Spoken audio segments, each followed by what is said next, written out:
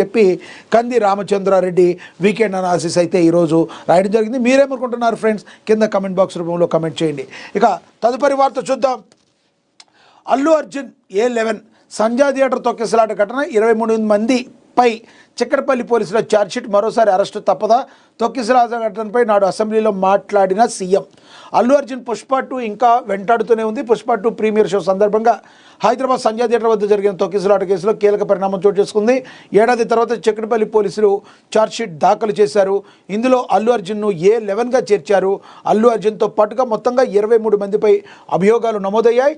Theatre యాజమాన్యంతో పాటు Bunny, manager, వ్యక్తిగత సిబ్బంది, బౌన్సర్లను ఛార్జ్షీట్లో చేర్చారు. సంజయ్ థియేటర్ యాజమాన్య నిర్లక్ష్యం వల్లే ఈ తొక్కిసలాట జరిగినట్లు పోలీసులు నిర్ధారించారు. దీంతో మరోసారి అల్లు అర్జున్ అరెస్ట్ అవుతారనే ప్రశ్నలు లేవరెత్తుతున్నాయి. ఛార్జ్షీట్లో దాఖలు చేసి కోర్టుకు సమర్పించారు. దీంతో అభిమానులు మళ్ళీ ఆందోళన మొదలైంది అని చెప్పడం జరిగింది. మనకు తెలుసు మరి సంజయ్ థియేటర్లో మరి ఆ తొక్కిసలాట చాలా దారుణం. దానిలో ఒక ఆవిడైతే ప్రాణాలు కోల్పోయింది, వాళ్ళ బాబు అయితే హాస్పిటల్ పాలవటం జరిగింది. ఇవన్నీ కూడా మన కళ్ళకు కట్టినట్లు, మన కళ్ళ ముందే ఉన్నట్లుగా ఉంది.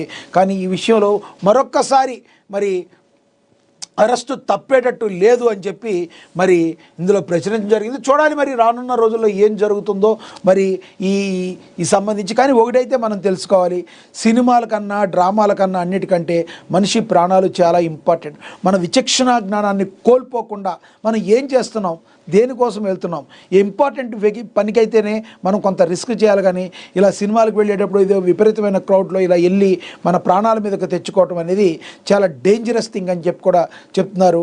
మరి ఎంతైనా కూడా అభిమానానికి కానీ దేనికైనా ఒక హద్దు అనేది ఉండాలి.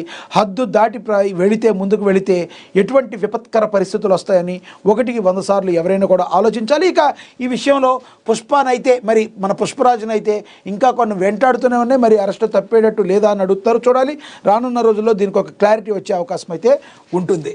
ఇంకా షరతులతో కూడిన బెయిల్ అని కూడా చెప్తున్నారు. 2025 జనవరి 3న అల్లు అర్జున్కు నాంపల్లి కోర్టు షరతులతో కూడా బెయిల్ను మంజూరు చేసింది. ప్రతి ఆదివారం ఉదయం 10 గంటల నుండి మధ్యాహ్నం 1 గంట వరకు 2 నెలల పాటుగా ఛార్జ్షీట్ దాఖలు చేసే వరకు చిక్కడపల్లి పోలీసుల విచారణకు అల్లు అర్జున్ హాజరు కావాలని కోర్టు ఆదేశాలు జారీ చేస్తుంది. కోర్టు ముందస్తు అనుమతి లేకుండా అర్జున్ దేశం విడిచి వెళ్లకూడదని న్యాయస్థానం ఆదేశాలు జారీ చేసింది. ఒక్కొక్కరికి 2 పూచీకత్తులు సమర్పించాలని కోర్టు తెలిపింది. దీంతోపాటు అల్లు అర్జున్ దర్యాప్తు చేస్తున్న పోలీసులను ప్రత్యక్షంగా పరోక్షంగా ఎటువంటి బెదిరింపులకు పాల్పడవద్దని కోర్టు సూచించింది. ఈ కేసుకు సంబంధించిన సాక్షులను బెదిరించే ప్రయత్నం చేయవద్దని కోర్టు తెలిపింది. అప్పుడు అల్లు అర్జున్ అరెస్టు, బెయిల్పై విడుదలవడం తెలుగు రాష్ట్రాల్లో సంచలనంగా మారింది. ఇదే ఘటనలో సంజయ్ థియేటర్లో యాజమాన్యాన్ని కూడా పోలీసులు అరెస్ట్ చేశారు. అనంతరం వారంతా బెయిల్పై బయటకు రావడం జరిగింది. మరి చూడాలి మరి దీనికి సంబంధించి మరి ఇంకెంత ముందుకు వెళుతుందో.